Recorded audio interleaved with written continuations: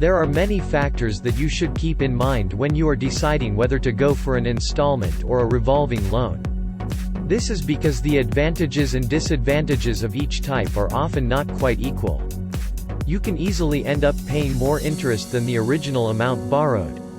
You can get small and large loans from banks, and you may even be able to get some instant approval from them. However, there are conditions to meet in order to qualify. There is no use in applying for loans that are not suitable for your requirements. The best solution if you need to borrow money in a hurry is to apply for a payday loans. As there is very little time between when you need the money and when you pay it back, the extra amount you pay back in interest is extremely small. You will not need to pay any money on a credit card for a long period of time.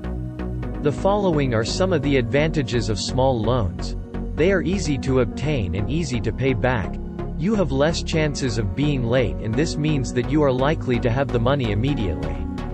If you do not repay the loan within the time specified, then the bank can withdraw your funds. The advantage of large loans is that you can borrow more money over a shorter period of time. On the other hand, if you make a payment every month, then this means that you will be paying a higher rate of interest, even if you are borrowing a small amount. In order to find out which type of loan you should opt for, you should consider how long you need the money. If you are planning to use the loan for a short term, then an installment loan may be the best option. You need to think about the nature of the requirement, the ease of repayment, and the ability to pay off the loan when you get the money. You will need to decide if you want to pay the loan back in full or to give a lump sum. Then again, you will need to consider how long you need the money.